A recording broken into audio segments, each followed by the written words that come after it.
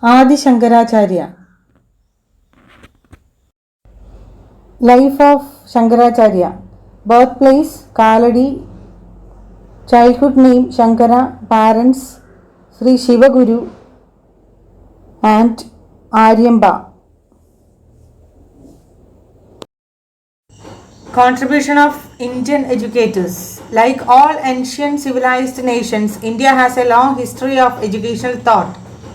It is a historically accredited fact that India gave lead to this world in evolving, expounding, sophisticating philosophical and educational thought. The great Indian spiritual and political leaders like Shankaracharya, Tagore, Gandhiji, Vivekananda, Aurobindo, S. Radhakrishnan, APJ Abdul Kalam, etc. were not only proposed a systematic and coherent body of educational thought but also presented a practical scheme of education which made lasting impact on Indian social life. A brief sketch out of educational thought of few selected Indian philosophers who influenced the thinking and social, cultural and political life of the people in India for generations and presented here under. എല്ലാ പൗരാണികവും നാഗരികവുമായ രാഷ്ട്രങ്ങളെ പോലെ ഭാരതത്തിനും വിദ്യാഭ്യാസ ചിന്തയുടെ ഒരു നീണ്ട ചരിത്രമുണ്ട്. ദാർശനികവും വിദ്യാഭ്യാസപരവുമായ ചിന്തകൾ വികസിപ്പിക്കുന്നതിനും വിശദീകരിക്കുന്നതിനും സങ്കീർണമാക്കുന്നതിനും India ഈ ലോകത്തിന് നേതൃത്വം നൽകി എന്നത് ചരിത്രപരമായി അംഗീകരിക്കപ്പെട്ട വസ്തുതയാണ്. ശങ്കരാചാര്യ, ടാഗോർ, ഗാന്ധിജി, വിവേകാനന്ദൻ, അരബിന്ദോ, എസ്. രാധാകൃഷ്ണൻ, APJ അബ്ദുൽ കലാം തുടങ്ങിയ മഹത്തായ ഇന്ത്യൻ ആത്മീയ രാഷ്ട്രീയ നേതാക്കൾ ചിട്ടയായതും യോജിച്ചതുമായ ഒരു വിദ്യാഭ്യാസ ചിന്താഗതി നിർദ്ദേശിക്കുക മാത്രമല്ല, ശാശ്വതമായ ഒരു പ്രായോഗിക വിദ്യാഭ്യാസ പദ്ധതി അവതരിപ്പിക്കുകയും ചെയ്തു. ഇന്ത്യൻ സാമൂഹിക ജീവിതത്തിൽ സ്വാധീനം. തലമുറകളായി ഇന്ത്യയിലെ ജനങ്ങളുടെ ചിന്തയെയും സാമൂഹിക, സാംസ്കാരിക, രാഷ്ട്രീയ ജീവിതത്തെയും സ്വാധീനിച്ച തിരഞ്ഞെടുത്ത ഏതാനും ഇന്ത്യൻ തത്വചിന്തകരുടെ വിദ്യാഭ്യാസ ചിന്തയുടെ ഒരു ഹ്രസ്വ ചിത്രമാണ് ഇവിടെ ഇനി വരുന്ന പാഠഭാഗങ്ങളിൽ കാണുന്നത്. Sri Shankaracharya. Shankara, reverently called Adi Shankaracharya, was the most famous Advaita philosopher who gave new life to Hinduism through his non-dualistic philosophy when it was suffering due to the increasing influence of Buddhism. His teachings are based on the unity of the soul and Brahman, in which Brahman is viewed as without attributes. As a universal teacher, Shankara taught the world the path of knowledge and salvation by means of dharma or righteousness. Shri ശങ്കരാചാര്യരെ ആദി ശങ്കരാചാര്യ എന്ന ബഹുമാനത്തോടെ വിളിക്കപ്പെട്ടു. ബുദ്ധമതത്തിന്റെ വർദ്ധിച്ചു വരുന്ന സ്വാധീനത്താൽ ഹിന്ദുമതം ദുരിതമനുഭവിക്കുമ്പോൾ ദ്വൈതമല്ലാത്ത തത്വചിന്തയിലൂടെ ഹിന്ദുമതത്തിന് പുതുജീവൻ നൽകിയ ഏറ്റവും പ്രശസ്തനായ അദ്വൈത തത്വചിന്തകനായിരുന്നു ആദി ശങ്കരാചാര്യ. അദ്ദേഹത്തിന്റെ പഠിപ്പിക്കലുകൾ ആത്മാവിന്റെയും ബ്രഹ്മത്തിന്റെയും ഐക്യത്തെ അടിസ്ഥാനമാക്കിയുള്ളതാണ്. അതിൽ ബ്രഹ്മത്തെ ഗുണങ്ങളില്ലാതെ വീക്ഷിക്കുന്നു. ഒരു സാർവത്രിക ആചാര്യൻ എന്ന നിലയിൽ ആദി ശങ്കരാചാര്യ ലോകത്തെ അറിവിന്റെയും മോക്ഷത്തിന്റെയും പാത ധർമ്മം വഴി പഠിപ്പിച്ചു. ഇമ്പോർട്ടൻറ്റ്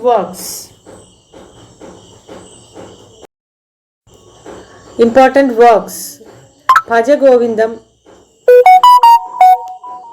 ഭജഗോവിന്ദം, സൗന്ദര്യലഹരി, വിവേകചൂടാമണി, ആത്മബോധ, അപരോക്ഷ അനുഭൂതി, ആനന്ദലഹരി, ബ്രഹ്മസൂത്ര ഭാഷ്യം. Shankaracharya's philosophy. The philosophy and the teachings of Shankaracharya were based on the Advaita Vedanta. Advaita means not two. It is a non-dual monistic doctrine recognizes the unity of the universe.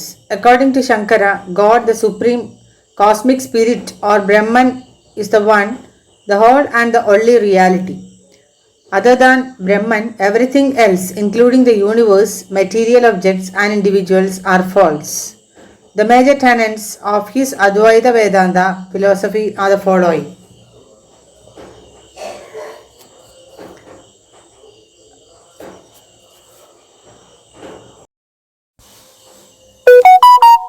ശങ്കരാചാര്യരുടെ തത്വശാസ്ത്രം. ശങ്കരാചാര്യരുടെ തത്വചിന്തയും ഉപദേശങ്ങളും അദ്വൈത വേദാന്തത്തെ അടിസ്ഥാനമാക്കിയുള്ളതാണ്. അദ്വൈത എന്നാൽ രണ്ടല്ല, ഇത് ദ്വന്ദ്വമല്ലാത്ത ഏകാത്മകമായ ഒരു സിദ്ധാന്തമാണ്. ശങ്കരാചാര്യരുടെ അഭിപ്രായത്തിൽ ദൈവം പരമമായ കോസ്മിക് സ്പിരിറ്റ് അല്ലെങ്കിൽ ബ്രഹ്മം എന്നത് ഏകവും സമ്പൂർണവുമായ ഒരേ ഒരു യാഥാർത്ഥ്യമാണ്. ബ്രഹ്മം ഒഴികെ പ്രപഞ്ചവും ഭൗതിക വസ്തുക്കളും വ്യക്തികളും ഉൾപ്പെടെ മറ്റെല്ലാം അസത്യമാണ്. അദ്ദേഹത്തിൻ്റെ അദ്വൈത വേദാന്ത തത്വചിന്തയുടെ പ്രധാന തത്വങ്ങൾ ഇനി പറയുന്നവയാണ്. ബ്രഹ്മ സത്യം, ജഗത് മിഥ്യ, ജീവ ബ്രഹ്മൈവ നാപര. Brahman, the absolute, is the only truth. The spatio-temporal world, phenomenal world, is an illusion, Maya, and there is ultimately no difference between Brahman and individual soul. Brahma Satyam Jagat Midya, Jiva Brahmaiva Napara. ബ്രഹ്മം സമ്പൂർണമായത്, ബ്രഹ്മം മാത്രമാണ് സത്യം. അതിശയകരമായ ലോകം ഒരു മിഥ്യയാണ്. ആത്യന്തികമായി ബ്രഹ്മവും വ്യക്തിഗത ആത്മാവും തമ്മിൽ വ്യത്യാസം ഇല്ല. The Brahman and the Atman are one and the same. The Jiva or the individual soul is non-different from Brahman. ബ്രഹ്മവും ആത്മാവും ഒന്നു തന്നെയാണ്. ജീവ അല്ലെങ്കിൽ ആത്മാവ് ബ്രഹ്മത്തിൽ നിന്ന് വ്യത്യസ്തമല്ല. The manifold universe is in truth a single reality. There is only one great being, the Brahman, in which all the countless forms of existence reside. That great being is utter consciousness, and it is the very essence or self of all beings. ബഹുമുഖ പ്രപഞ്ചം സത്യത്തിൽ ഒരു ഏക യാഥാർത്ഥ്യമാണ്. അസ്തിത്വത്തിൻ്റെ എണ്ണമറ്റ രൂപങ്ങളെല്ലാം വസിക്കുന്ന ഒരേ ഒരു മഹാനായ ജീവി മാത്രമേ ഉള്ളൂ ബ്രഹ്മം. ആ മഹാൻ പൂർണ്ണ ബോധമാണ്. അത് എല്ലാ ജീവജാലങ്ങളുടെയും സത്ത അല്ലെങ്കിൽ ആത്മൻ ആണ്.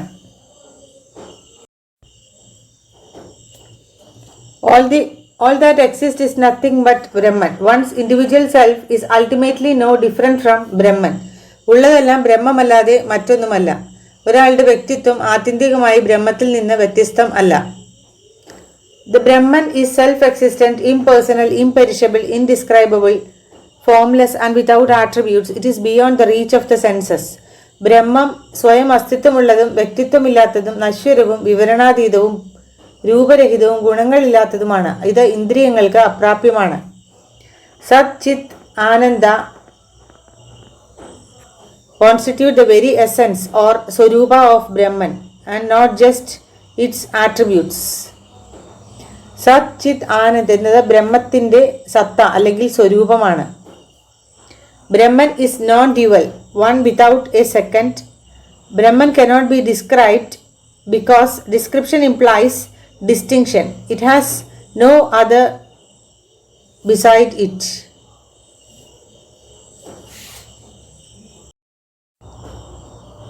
ബ്രഹ്മം ദ്വന്ദ്വരഹിതമാണ്, രണ്ടാമതില്ലാത്ത ഒന്ന്. ബ്രഹ്മത്തെ വിവരിക്കാൻ കഴിയില്ല, കാരണം വിവരണം വ്യത്യാസത്തെ സൂചിപ്പിക്കുന്നു, അതിനപ്പുറം മറ്റൊന്നില്ല.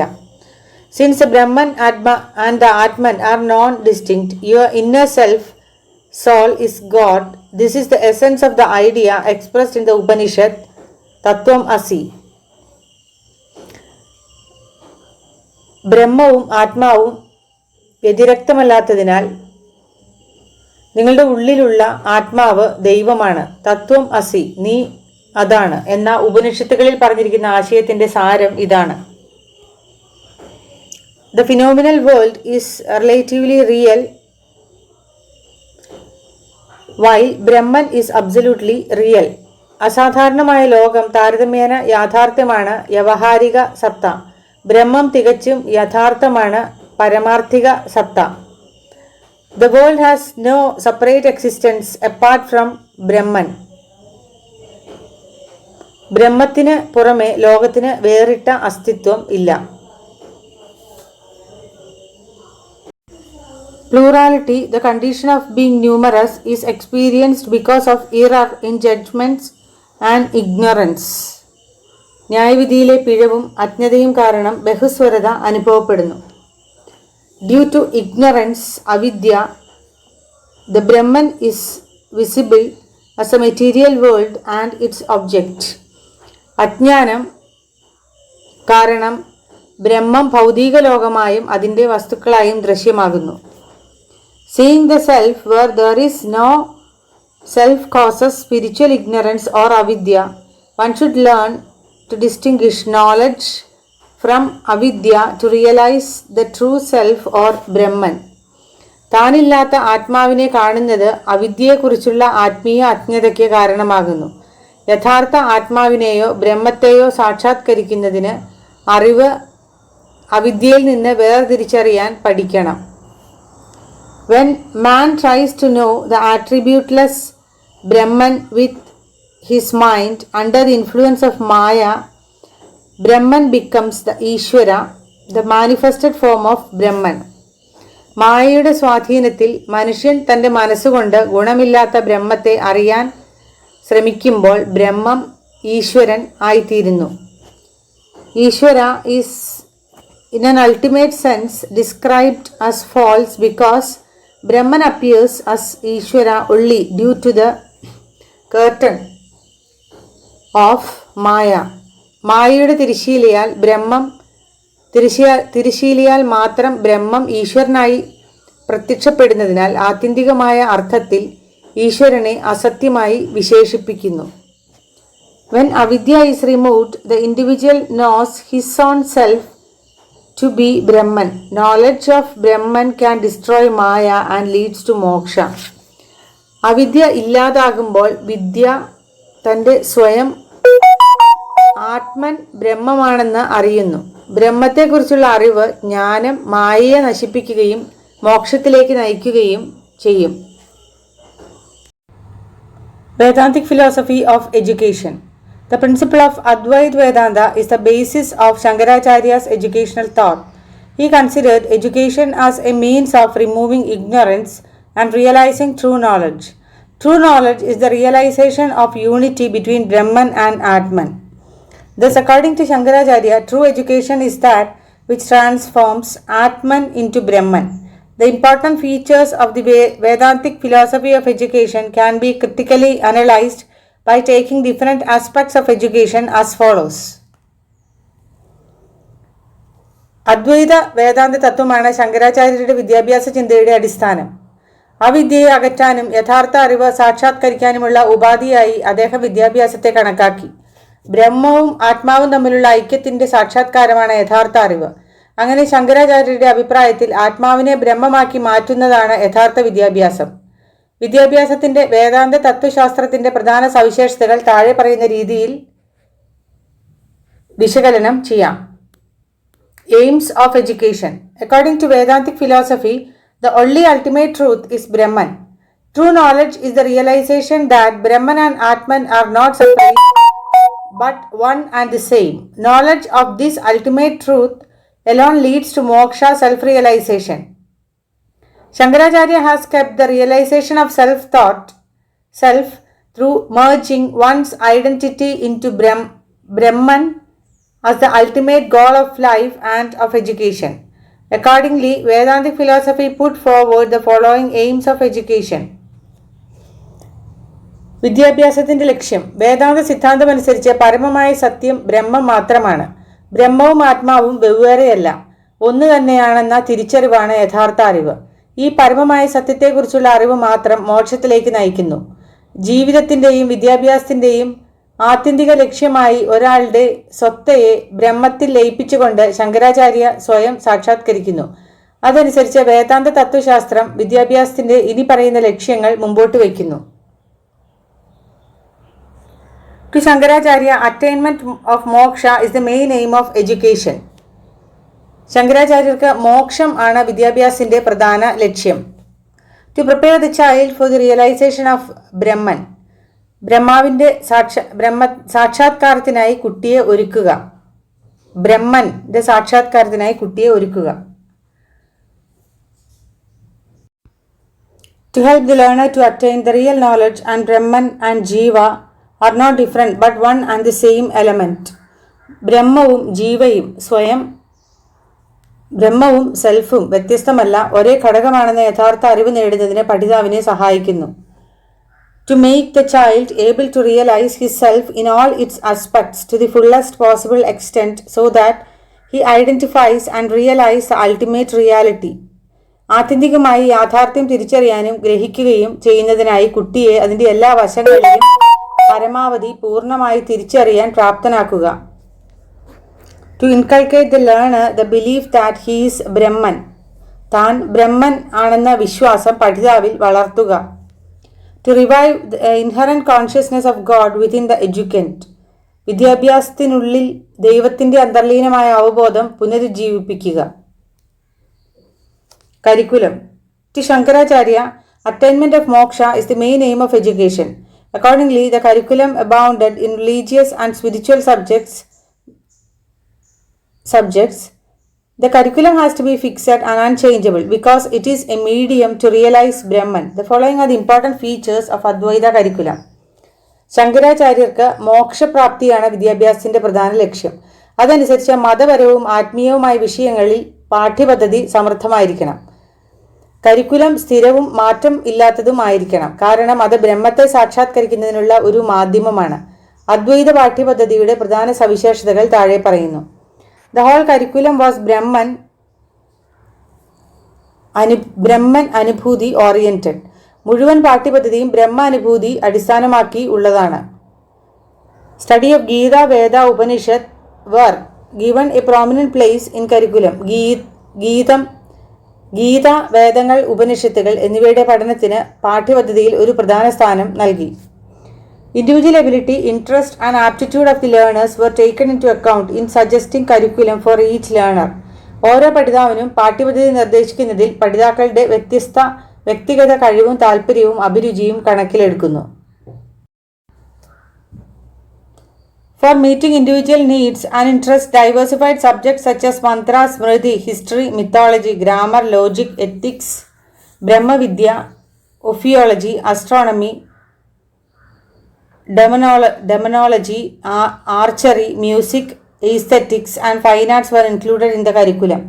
വ്യക്തിഗത ആവശ്യങ്ങളും താല്പര്യങ്ങളും നിറവേറ്റുന്നതിനായി മന്ത്രങ്ങൾ, സ്മൃതി, ചരിത്രം, പുരാണങ്ങൾ, വ്യാകരണം, തർക്കശാസ്ത്രം, ധാർമ്മികത, ബ്രഹ്മവിദ്യ, ഓഫിയോളജി, ജ്യോതിശാസ്ത്രം, രാക്ഷസശാസ്ത്രം, അമ്പെയ്ത്ത്, സംഗീതം, സൗന്ദര്യശാസ്ത്രം, ഫൈൻ ആർട്സ് തുടങ്ങിയ വൈവിധ്യമാർന്ന വിഷയങ്ങൾ പാഠ്യപദ്ധതിയിൽ ഉൾപ്പെടുത്തിയിട്ടുണ്ട്. Special subjects like Nyaya, Vaisheshika, Sankhya, Yoga, Mimamsa, Darshan, Buddhism, Jainism, the principles of Vaishnavism were also included in the curriculum. ന്യായ, വൈശേഷിക, സാഖ്യ, യോഗം, മീമാംസ, ദർശനം, ബുദ്ധമതം, ജൈനമതം, വൈഷ്ണവ തത്വങ്ങൾ തുടങ്ങിയ പ്രത്യേക വിഷയങ്ങളും പാഠ്യപദ്ധതിയിൽ ഉൾപ്പെടുത്തിയിട്ടുണ്ട്. Worship of God, pilgrimages, practice of yoga, practice of brahmacharya, satsang, serving of guru, performing yajnas, observing fast, roaming out for religious preachings, etc.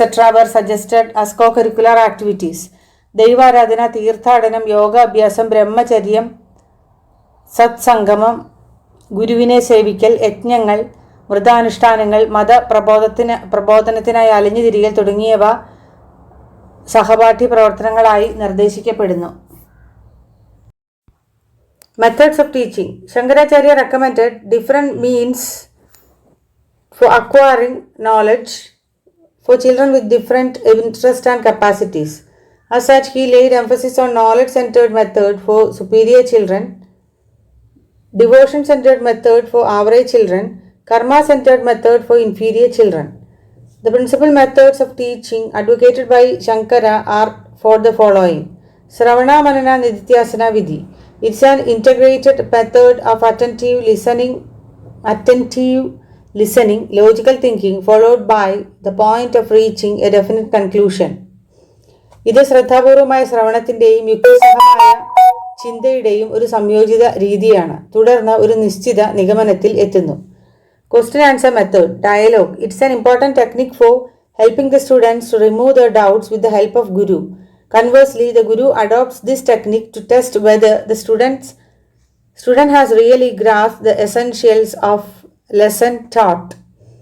ചോദ്യോത്തര രീതി. ഗുരുവിന്റെ സഹായത്തോടെ വിദ്യാർത്ഥികളുടെ സംശയങ്ങൾ നീക്കാൻ സഹായിക്കുന്നതിനുള്ള ഒരു പ്രധാന സാങ്കേതികതയാണ്. നേരെ മറിച്ച് പഠിപ്പിച്ച പാഠത്തിന്റെ അവശ്യ കാര്യങ്ങൾ വിദ്യാർത്ഥി ശരിക്കും മനസ്സിലാക്കിയിട്ടുണ്ടോ എന്ന് പരിശോധിക്കാൻ ഗുരു ഈ വിദ്യ സ്വീകരിക്കുന്നു. തർക്ക്വിധി. It's a method of logical reasoning for removing one's doubts by reflection and arguments. പ്രതിഫലനത്തിലൂടെ വാദങ്ങളിലൂടെയും ഒരാളുടെ സംശയങ്ങൾ നീക്കുന്നതിനുള്ള യുക്തിസഹമായ ന്യായവാദത്തിന്റെ ഒരു രീതിയാണിത്. വാക്യവിധി. Exposition. It is a method of making a difficult and concise matter easy to understand by giving contextual commentaries and thought-provoking observations. സന്ദർഭോചിതമായ വ്യാഖ്യാനങ്ങളും ചിന്തോദീപ്തമായ നിരീക്ഷണങ്ങളും നൽകി ബുദ്ധിമുട്ടുള്ളതും സംക്ഷിപ്തവുമായ ഒരു കാര്യം മനസ്സിലാക്കാൻ എളുപ്പമാക്കുന്ന രീതിയാണിത്.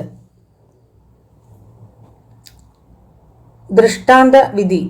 It is a method of exemplifying difficult content areas and knotty problems with the help of similes and metaphors. ദൃഷ്ടാന്തവിധി. സങ്കീർണമായ ഉള്ളടക്ക മേഖലകളും കെട്ടുറപ്പുള്ള പ്രശ്നങ്ങളും ഉപമകളുടെയും രൂപകങ്ങളുടെയും സഹായത്തോടെ ഉദാഹരിക്കുന്ന രീതിയാണിത്. ആഖ്യായിക method. Story telling method. It is a narrative method for young children in which the theme is presented orally to the learner in an interesting manner in the form of a story. കൊച്ചുകുട്ടികൾക്കുള്ള ഒരു ആഖ്യാന രീതിയാണിത്. അതിൽ പ്രമേയം ഒരു കഥയുടെ രൂപത്തിൽ രസകരമായ രീതിയിൽ പഠിതാവിന് വാമൊഴിയായി അവതരിപ്പിക്കുന്നു. ഉപദേശ് വിധി. lecture method. It is based on the method of listening and is suggested for advanced learners and large crowds where subject matter is delivered orally in a straightforward manner.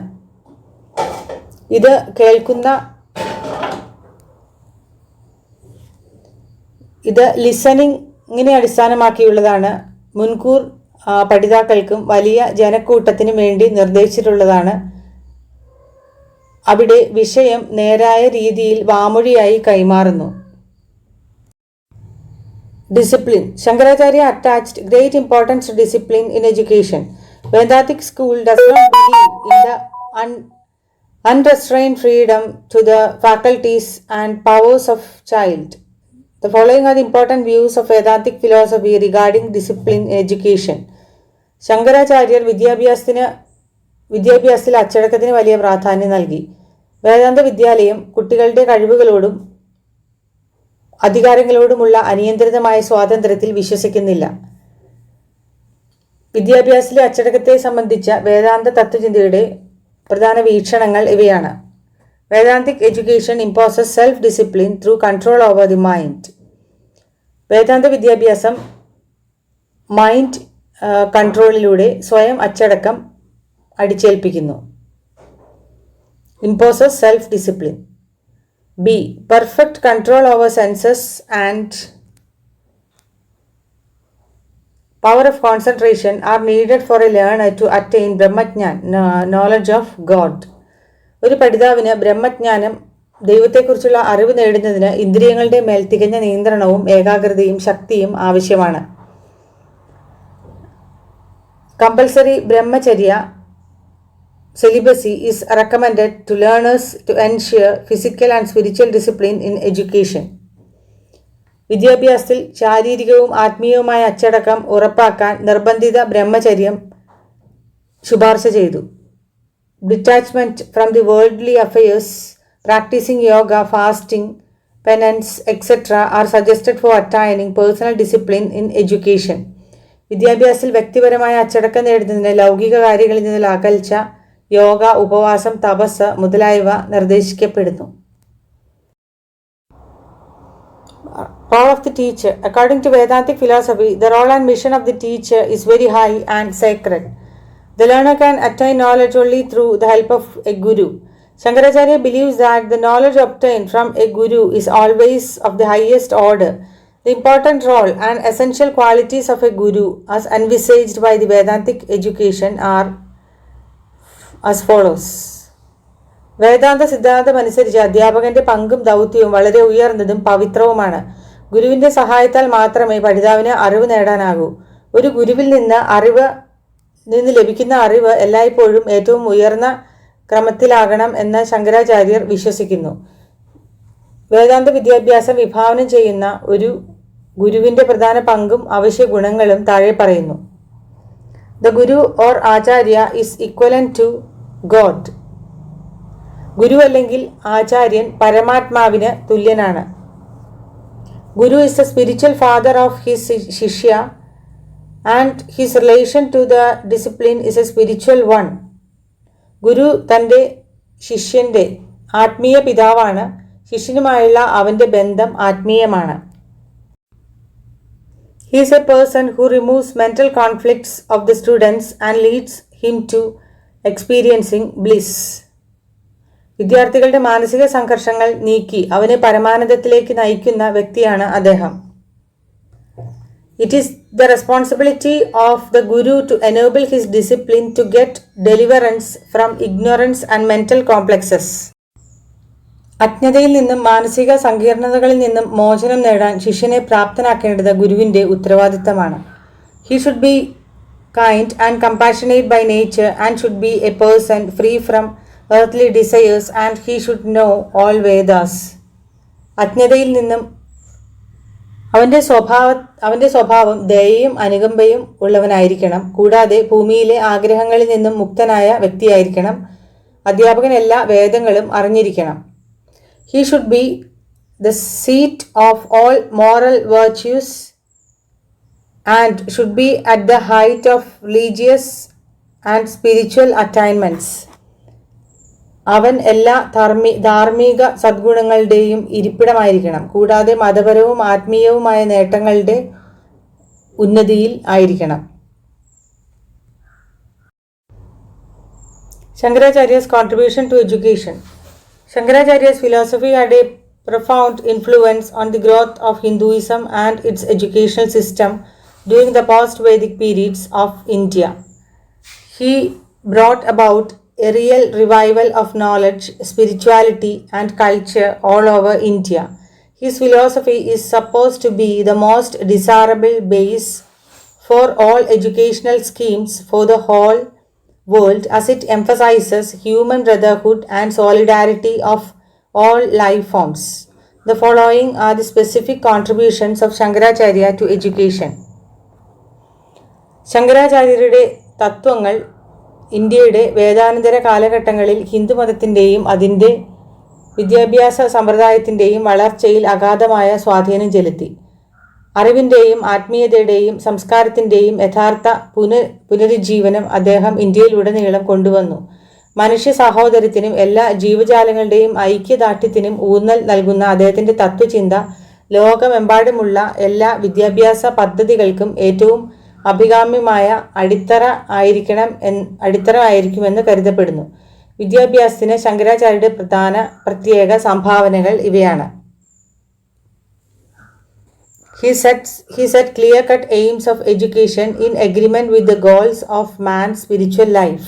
മനുഷ്യന്റെ ആത്മീയ ജീവിതത്തിന്റെ ലക്ഷ്യങ്ങളുമായി അദ്ദേഹം വിദ്യാഭ്യാസത്തിന്റെ വ്യക്തമായ ലക്ഷ്യങ്ങൾ വെച്ചു. Through his commentaries on great Hindu religious books, he made the great secrets of philosophical doctrines and its educational values available to the common man. മഹത്തായ ഹൈന്ദവ മത ഗ്രന്ഥങ്ങളുടെ വ്യാഖ്യാനങ്ങളിലൂടെ ദാർശനിക സിദ്ധാന്തങ്ങളുടെയും അതിൻ്റെ വിദ്യാഭ്യാസ മൂല്യങ്ങളുടെയും മഹത്തായ രഹസ്യങ്ങൾ അദ്ദേഹം സാധാരണക്കാർക്ക് ലഭ്യമാക്കി. Through his literature propounding monotheism, he brought the fruits of his great learning to the door of the common man. ഏകദൈവ വിശ്വാസം ഉയർത്തിപ്പിടിക്കുന്ന തൻ്റെ സാഹിത്യത്തിലൂടെ അദ്ദേഹം തൻ്റെ മഹത്തായ പഠനത്തിൻ്റെ ഫലങ്ങൾ സാധാരണക്കാരൻ്റെ വാതിൽക്കൽ എത്തിച്ചു. The methods of teaching such as ശ്രവണ വിധി, മനൻ വിധി, നിധിധ്യാസൻ വിധി, പ്രശ്നോത്തർ വിധി, തർക്ക് വിധി, വ്യാഖ്യാ വിധി, ദൃഷ്ടാന്ത വിധി, ആഖ്യായിക വിധി, ഉപദേശ വിധി, etc. suggested by Shankaracharya for acquiring different levels of knowledge are very comprehensive and all inclusive and are widely employed even today. Advaita Vedanta proposed by Shankaracharya is undoubtedly the most elegant idealistic approach in setting the aims of education. It envisages the simultaneous attainment of self-realization and realization of Brahma as its aim while convincing the educand that he himself is the Brahman. ശങ്കരാചാര്യർ മുന്നോട്ട് വെച്ച അദ്വൈത വേദാന്തം വിദ്യാഭ്യാസത്തിൻ്റെ ലക്ഷ്യങ്ങൾ നിശ്ചയിക്കുന്നതിലെ ഏറ്റവും ഗംഭീരമായ ആദർശപരമായ സമീപനമാണ്. താൻ തന്നെ ബ്രഹ്മമാണെന്ന് വിദ്യാസമ്പന്നനെ ബോധ്യപ്പെടുത്തുമ്പോൾ തന്നെ അതിൻ്റെ ലക്ഷ്യമായി സ്വയം സാക്ഷാത്കാരവും ബ്രഹ്മ സാക്ഷാത്കാരവും ഒരേ സമയം നേടുന്നത് വിഭാവനം ചെയ്യുന്നു. While setting the ultimate aim of education as realization of Brahman, Shankaracharya was vicariously stating that education is the only means to reach the ultimate goal of life, that is moksha. Education thus becomes the highest virtue in life according to Shankaracharya. വിദ്യാഭ്യാസത്തിൻ്റെ പരമമായ ലക്ഷ്യം ബ്രഹ്മ സാക്ഷാത്കാരമായി നിശ്ചയിക്കുമ്പോൾ ജീവിതത്തിൻ്റെ ആത്യന്തിക ലക്ഷ്യമായ മോക്ഷത്തിലെത്താനുള്ള ഏക മാർഗം വിദ്യാഭ്യാസമാണെന്ന് ശങ്കരാചാര്യർ പ്രസ്താവിക്കുന്നു. ശങ്കരാചാര്യരുടെ അഭിപ്രായത്തിൽ വിദ്യാഭ്യാസം ജീവിതത്തിലെ ഏറ്റവും ഉയർന്ന ഗുണമായി മാറുന്നു. Advaita Vedanta is the philosophy that bestowed the teacher the most sacred and cardinal role in the educational process. വിദ്യാഭ്യാസ പ്രക്രിയയിൽ അധ്യാപകന് ഏറ്റവും പവിത്രവും പ്രധാനവുമായ പങ്ക് നൽകിയ തത്വശാസ്ത്രമാണ് അദ്വൈത വേദാന്തം. Through his philosophical commentaries of great Hindu religious books, he made the great secrets of philosophical doctrines and its educational values available to the common man. മഹത്തായ ഹൈന്ദവ മതഗ്രന്ഥങ്ങളെക്കുറിച്ച് ഉള്ള തൻ്റെ ദാർശനിക വ്യാഖ്യാനങ്ങളിലൂടെ ദാർശനിക സിദ്ധാന്തങ്ങളിലൂടെ അതിൻ്റെ വിദ്യാഭ്യാസ മൂല്യങ്ങളുടെയും മഹത്തായ രഹസ്യങ്ങൾ സാധാരണക്കാർക്ക് ലഭ്യമാക്കി.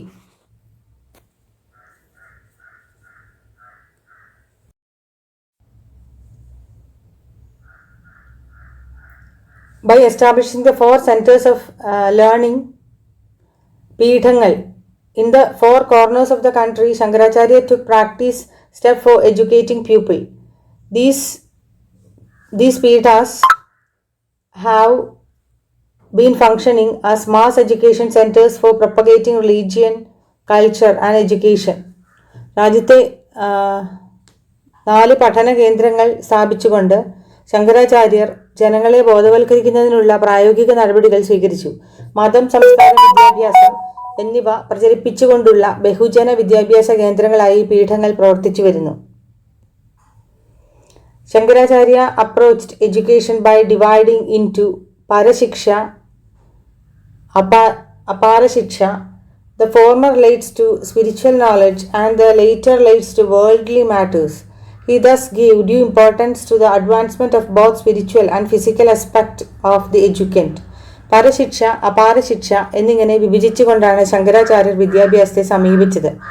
ആദ്യത്തേത് ആത്മീയ വിജ്ഞാനവുമായി ബന്ധപ്പെട്ടതാണ്, രണ്ടാമത്തേത് ലൗകിക കാര്യങ്ങളുമായി ബന്ധപ്പെട്ടതാണ്. അങ്ങനെ വിദ്യാഭ്യാസത്തിൻ്റെ ആത്മീയവും ഭൗതികവുമായ വശങ്ങളുടെ പുരോഗതിക്ക് അദ്ദേഹം അർഹമായ പ്രാധാന്യം നൽകി.